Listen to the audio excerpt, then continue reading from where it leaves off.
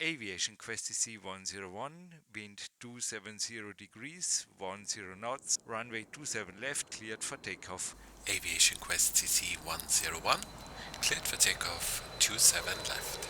V1, rotate. Positive climb. aviation-quest.cc Stories from above. The views shared in this podcast are personal and for informational purposes only. They do not reflect any employer or aviation authority, and nothing discussed here should be considered flight training or regulatory guidance. Please always refer to official sources. This episode may also contain product placement. For further information, visit our website aviation-quest.cc. It's November the 5th, and this is already the 10th episode of Aviation Quest CC. I am Jürgen. I am one of your podcast pilots in command here. And today, my main role is to be an ex-glider pilot. More to this in a minute. And on the other side, the active A320 pilot, Stefan. Welcome to the show. Hi, Jürgen. How are you today? All good? Yes, and I think, yeah, one thing after the other. I just told you in a private conversation before the show, there are two tables, big tables, full of paperwork, but let's start with our video. We are an audiocast, but we have the privilege, thanks to your work, to have a YouTube channel, and it's Aviation-Quest Podcast.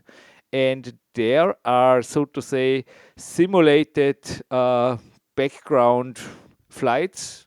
You know, it's not connected topic-wise to the podcast. It is an audio podcast, but still, yeah, a beautiful thing to watch on YouTube, and maybe also motivated, especially for those who want to go into flying as a profession, like you.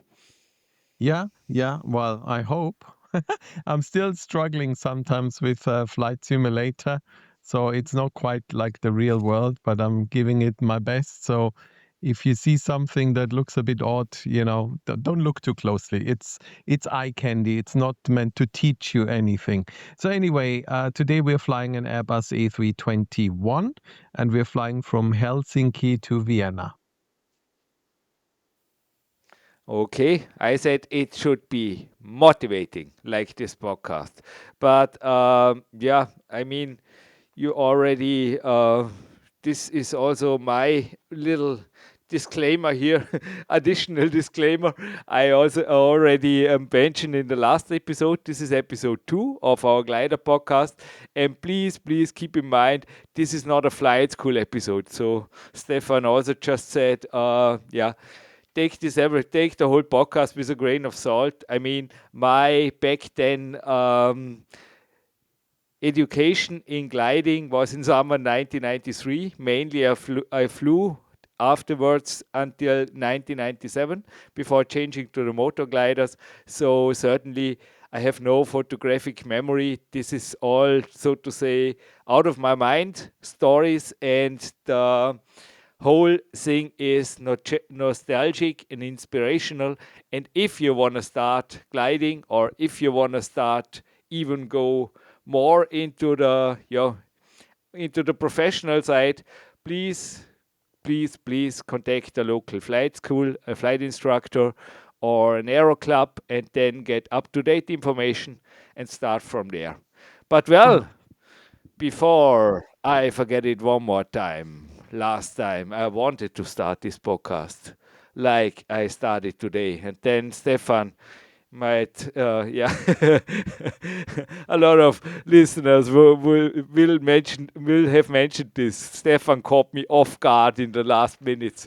What about our running jokes here? A glider never goes around. A glider pilot never goes around. A glider pilot always lands.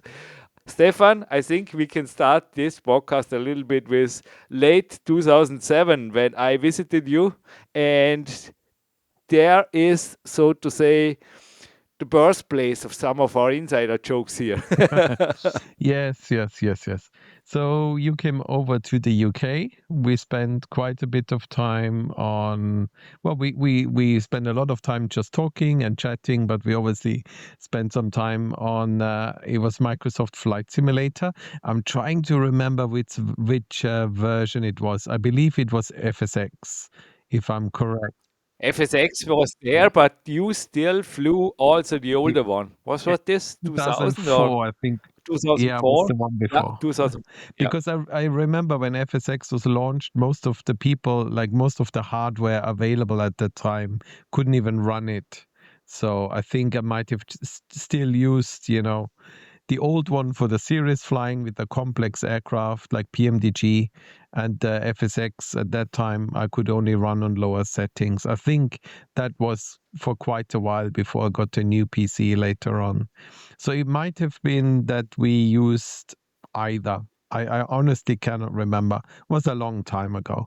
Your memory is usually better than mine. All I remember is that I think, yeah, you showed me really precise instrument flying, and I learned a lot about how to handle a real airliner. And I think I made you frightened. Yes. Well, you need to understand you come from a completely different part of aviation, and your approach to flying an aircraft is very different. We've talked about this before. Your kind of flying is seat of the pants.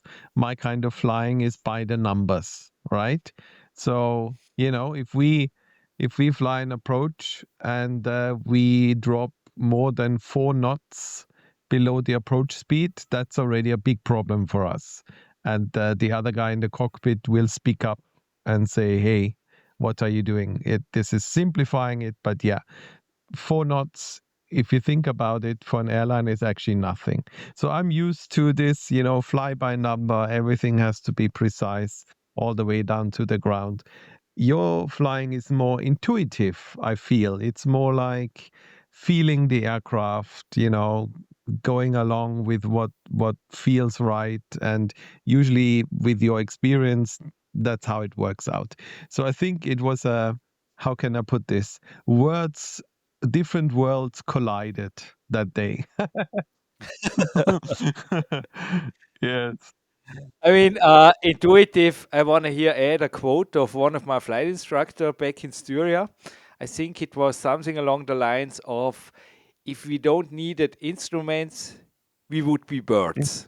So there are primary flight instruments in the glider, and yes, we use them. So we don't just look out of the window and go by into it. But anyway, it is, yeah, there is no go around. And I think this was for you the most frightening thing in England that I sometimes showed you. I land this plane. There is no go Yes. around for Yes. it. There is no plan B. This is it. One shot. Yeah. Yeah. Whilst we actually are trained to to treat every approach like a go round. So the go round is our plan, but if we don't need to do it, we land. Did you understand what I'm saying? That's the mindset they want us to have. So even the way it's treated, like if you fly a go round because you weren't stable, you were too fast, you screwed up the approach, the airline is never ever gonna ask you about it. But if you land, even though you weren't stable, then you're definitely gonna get a phone call. So it's the complete opposite from your side of flying. Our approach to a landing is this: the plan is that it's probably going to be a go around. Landing is optional. You know what I mean? It's the other way around. You don't have that luxury, I'm afraid, right? Your aim has always been to get the aircraft onto the ground no matter what. Because of course that's what you're used to from the gliders. There is no there is no second chance. There is no go around. You have to put the thing down, which I have to ask you about this. Doesn't that put a lot of pressure on you as a pilot that you only have this one chance to land the thing, and there's no, there's no safety net. Yeah, to have a little bit so to say, gliding is safe. Everything is good, people. um, to cool the nerves down. Number one, you learn landing like a genius in a good flight school. You start, land, start, land, start, land. You do this all the time and in different variations. And this is really one thing you are super proficient when you come from back from flight school.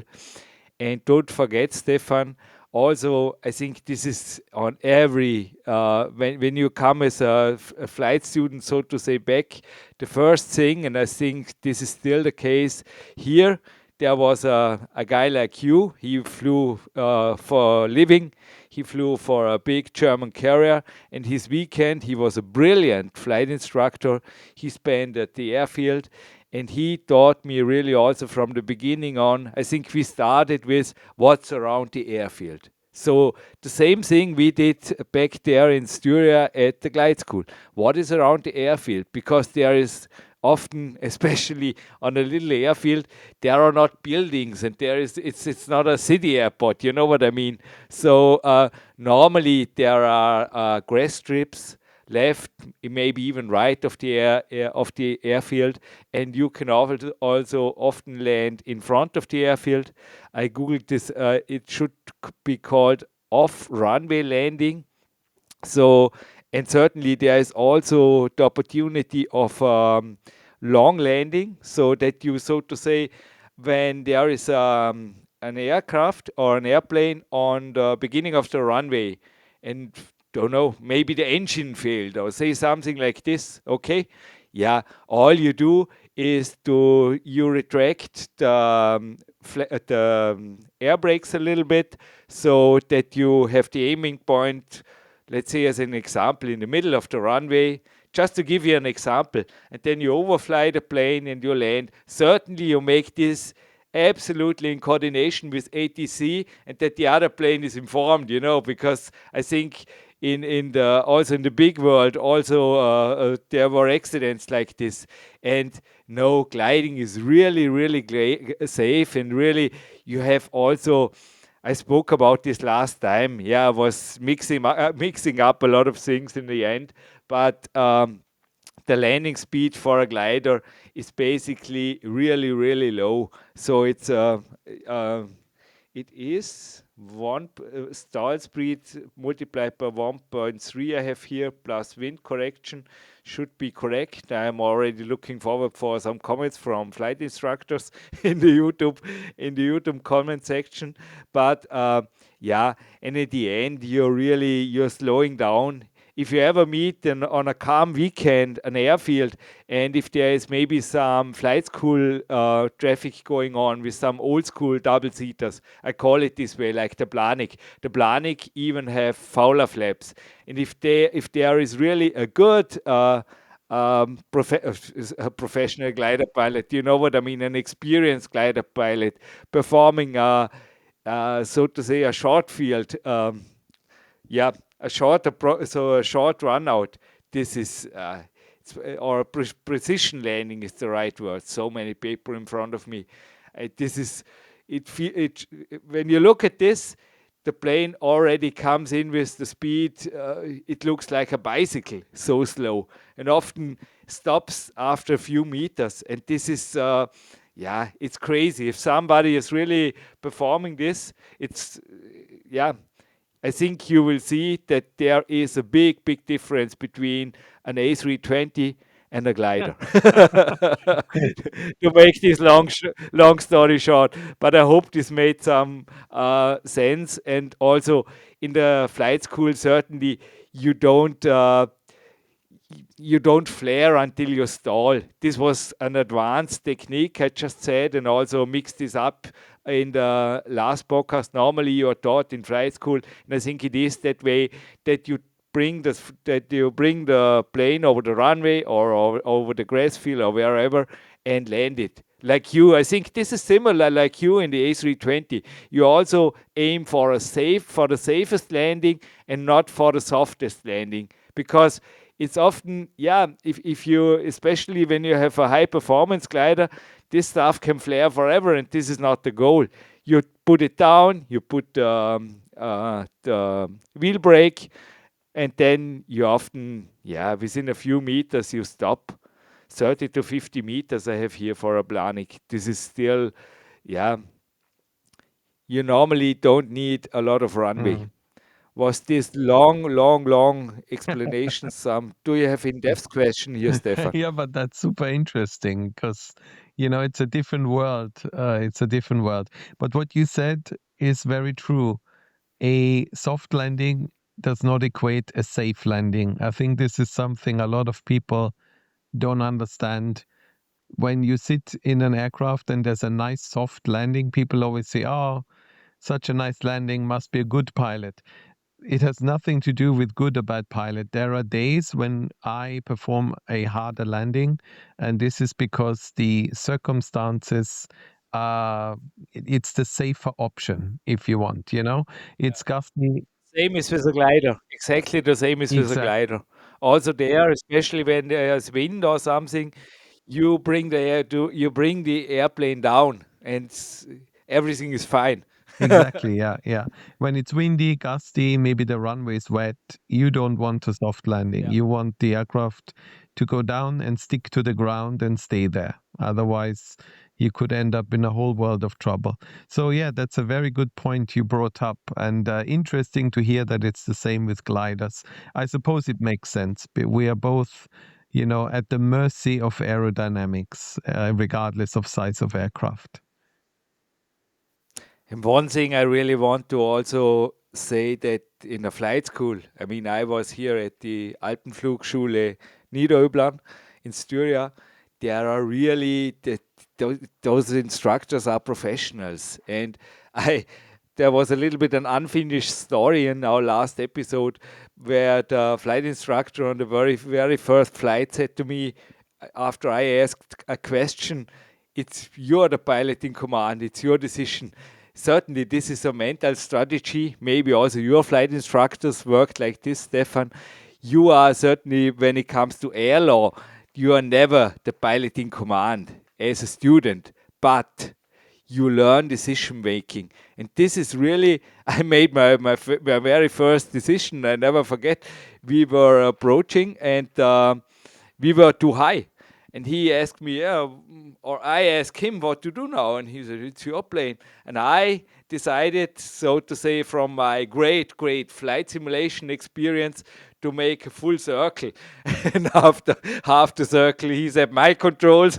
I said, oh, great, great circle. And he corrected it, and we were back in the final. And we already were, okay. We were okay, but with the circle, we would have had a very low. We would have ended up in a very low approach. It was, yeah, but as I said from the beginning on, you are taught this way, and in a good flight school, yeah, flying a glider is not rocket science, and you will learn it. But I have a little bit, I think, a tip for everybody who wants to challenge this stuff in the flight simulator, or train gliding in the flight simulator, because certainly, I mean, between my flight simulation years in the early 90s and now, there's a world. The modern flight simulations like X-Plane, or also now, I think Flight Simulation 2024, they must be super impressive. And I have a configuration tip. Stefan, please ask for details. But put the throttle, if you have a throttle device, put this on your left hand side, because this is where the spoilers in a real gliders are. So the stick you have in the right hand, and configure it that push is extend the air brakes, and pull back is to store the air brakes. And then fly the approach like this, and ideally you are in always somewhere in the middle. And certainly in, yeah, this is somehow it's like the throttle, but it worked. You have to change your mindset. It works the other way around. But this is how a glider is flown into a great or a smooth landing.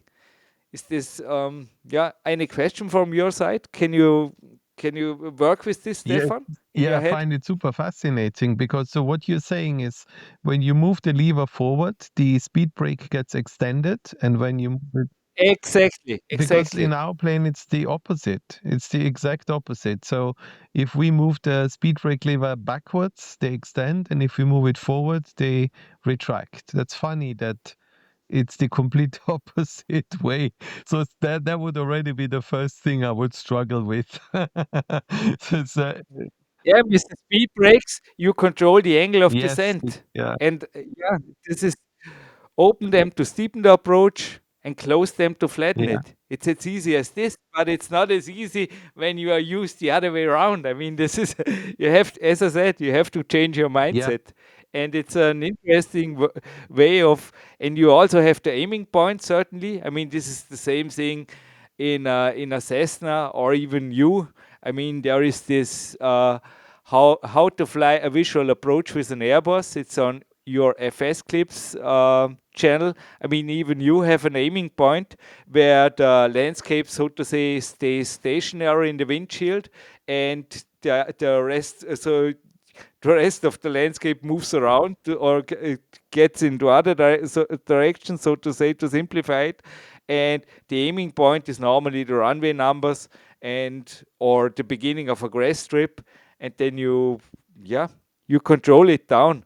But your main control device really are the landing. Sorry, not the landing flaps, the air brakes. Okay, interesting. Very interesting. Yeah, that's cool. That's cool stuff. I did not know that they are reversed in terms of movement. So, and also that they are on opposite sides in the cockpit. I mean, to be honest, it's the same for us. We on the Airbus, you have the side stick, which is either on the left or the right, depending which seat you're on, and the speed brake lever is in the middle. So it is, in that sense, it is the same. But of course, we are not allowed to use the speed brakes below a certain altitude. And when you set the landing flaps, the Airbus will automatically retract them and will no longer allow you to use them. So we can only use them at high altitudes and high speeds. Once we are set up for the landing, speed brakes are no longer available to us. So it's again, it's a bit different. But yeah, cool. I learned a lot today already, Jürgen. Thank you. Yeah, and a glider, as I said also in the last episode, you have a relatively clean configuration. I mean, certainly there are the air brakes, but it depends of the airplane. But most gliders don't have flaps or something like this, so there is not much to do. You have to stick, and certainly you focus on the aiming point. But it's really, and this was for me one of the most important things really to master in the flight school, to get an aiming point and then control it, certainly with the stick and the rudders, but also with the speed brake, to have everything in control. And then if you got this, you once you got this, you fly this approach like on trails. It's like yeah, it's and this is also what makes it so safe. And another optional technique is also a side slip. There was an interesting video. I have sent you a link. It was on Mentor Pilot. It's I've it the best pilot decision ever made in an emergency. It's the second movie, and on minute 58, you see a pilot in an emergency situation, obviously, to slip a 737. This was interesting. There you see what a side slip is.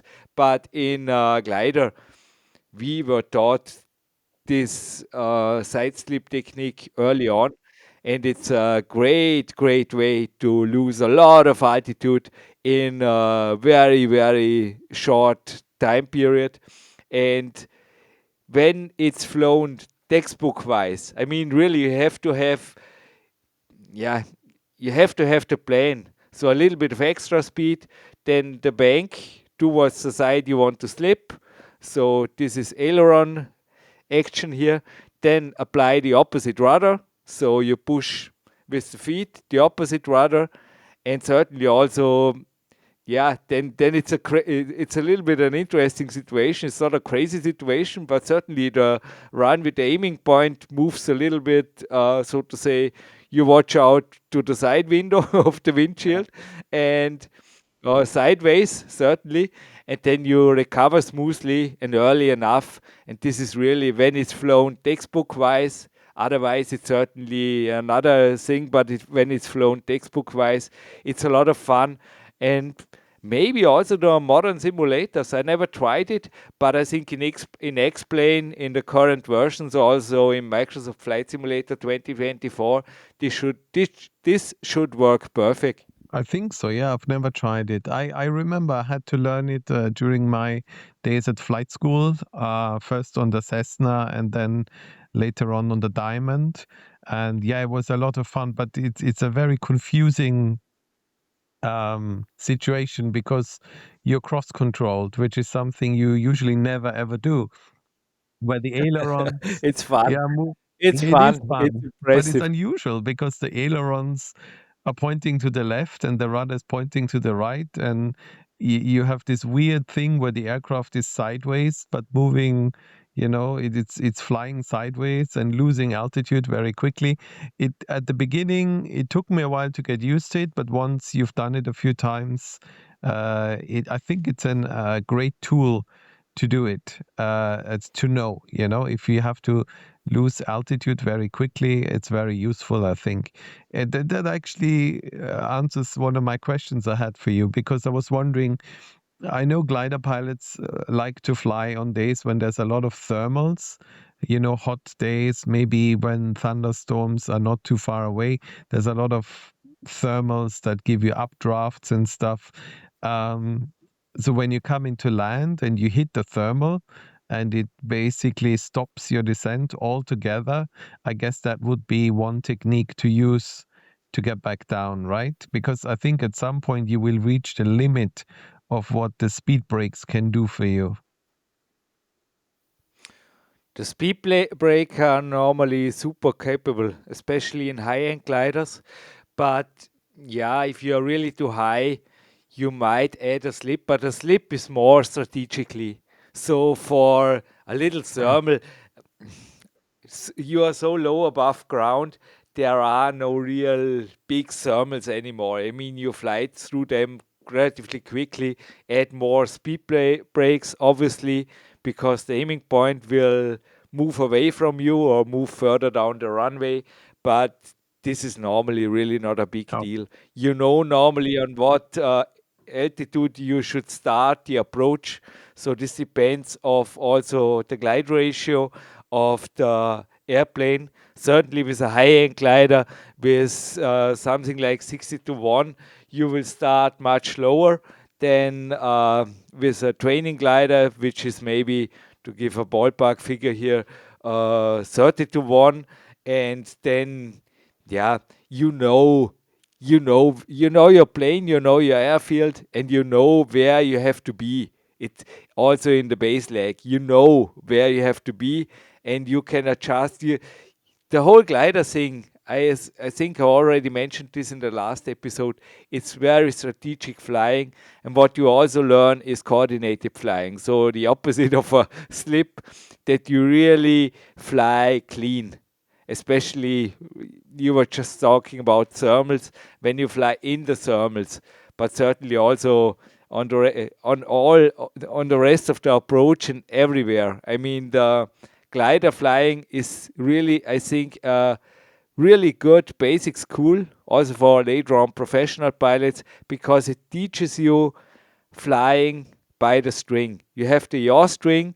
This is I often say, the cheapest instrument that exists.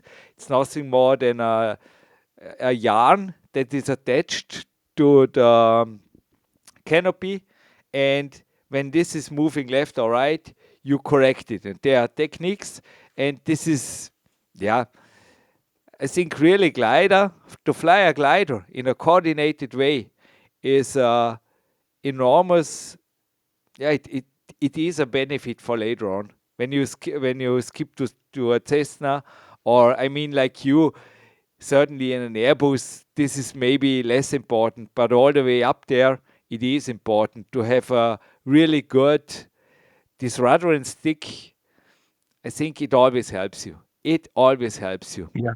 As this, especially in this mentor, we also discussed this in the last podcast.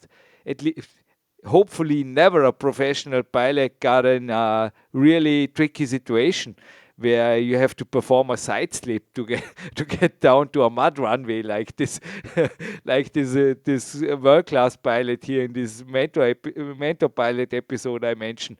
But if it's always good if you have tools like this in your pocket as a pilot. Yeah, absolutely. Yeah. I agree with everything you said there. Just to clarify, the reason why I mentioned thermals on approach, again, this is different. I have no experience with gliders. So sometimes when we come into land on the Airbus on hot summer days, let's say you land somewhere in Greece or Italy or Spain, and the outside temperature is above 40 degrees Celsius, so it's a very, very hot day. The runway surface is very, very hot and gives off a lot of heat. And so you come in, and the minute you fly over the runway, all of a sudden the aircraft stops descending because all that hot air is pushing the aircraft back up into the air. So this is something you have to learn, that when you come in to land on a hot day, you sometimes have to force the aircraft onto the runway because it's so hot that you get this updraft from the heat rising. Also in the flare, you have to be very careful, especially on the A320 when you have an aircraft with sharklets, especially the Neo. Those aircraft, they love to float and float and float. So again, this would be a scenario where I would try to avoid a soft landing because it's hot. There's a lot of hot air rising and it will hit the wings. And if you try to be cute and be nice and soft, you may float beyond the landing zone and then, the landing marker, and then you have to do a go around. So that's where my question came from, just from my experience that I had on, hot summer days.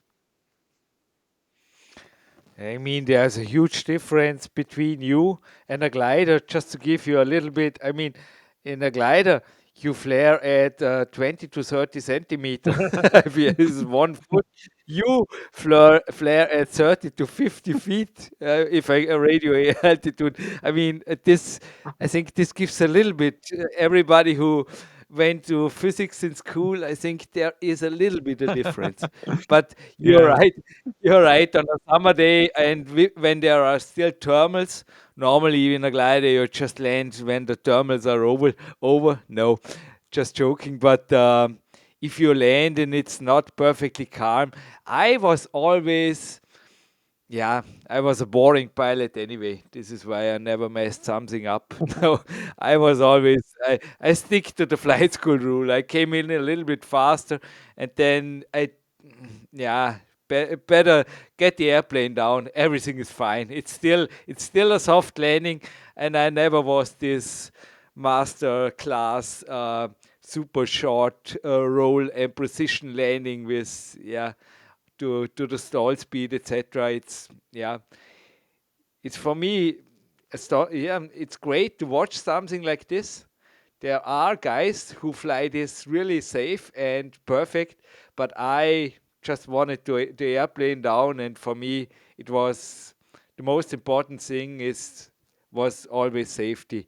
Not to say that the other style is not safe, but it's definitely more advanced. And I was, yeah, I mean, even with how many hours did I had at the end here? I think it was around 200 or something like this. This is still a beginner state for me. I mean, I can really say flying is a long-term thing, and I think also Stefan will agree that you are not really, you are not here 189 hours. This is for me not a professional, super experienced pilot. You know what I mean? Yeah, I know what you mean. Yeah. By the way, it's not called a boring pilot, it's called a conservative pilot, which is in commercial aviation is what we also refer to as a professional pilot. So, there's nothing wrong with it, I'm just a nothing I'm negative. just a writer. I'm just a writer, and I just heard a couple of synonyms. Yes, but you know what I mean. It's in aviation, safety is everything, and being conservative is seen as a good thing, not a bad thing, usually amongst the pilot community, and certainly in commercial flying, they want you to be as conservative as you possibly can. And as always, everything we say at Aviation Quest CC is always no jokes around. We always Yes. take us with a grain of sand, and I hope, or a grain of salt. And I hope there was some infos in this podcast from my side which were insightful. I am already, yeah, we are already 5 minutes over time. Are there any more questions from your side, Stefan? No, I think we've discussed. Well, I mean, let's be honest, we haven't even discussed anywhere near what we thought we would talk about, but I think we covered the topic of gliding quite well. I certainly learned a lot today already. Things like the speed brakes and stuff. I did not know any of this. So for me, this was already a great podcast because I learned something today. We will think about it. Maybe we can make I don't know. In the moment, I'm satisfied with. Maybe the listeners can send us some questions, and maybe we can make a deep dive into gliding in a follow-up episode later in the history of this podcast. But I'd say please leave a comment at the YouTube channel, ask questions. Also, if you know somebody who would be a great guest on this podcast, or if you want to be interviewed, please let us know. There's also our homepage. It's aviation-quest.cc, and there is an email. This is if you want to email us and not comment, it's also a possibility to reach out for us, and we are looking forward for the next episode and figure something out. You're right, Stefan. I have a lot of paperwork here left, which would be worth discussing, but yeah, step by step, I think from my side, I think shared some information about how to fly and to land a glider. And as I said, if there are in-depth questions, please let us know. Exactly, yeah. So, like I said, we play this by ear. We will respond to questions. If you have any, might take a few episodes before we circle back to it. But I have a feeling that the topic of gliders will come back. And that's my prediction that this is not the last time we will have heard you talk about your gliding experience. And I'm quite happy about that because I find it super interesting and fascinating. Anyway, also from my side, thank you to everyone for watching or listening. And thank you, Jürgen, for sharing your insights with us and for preparing, because I know you're always super prepared for all the podcasts. So, yeah. Thanks to everyone, and I hope we get to see and hear you in the next episode.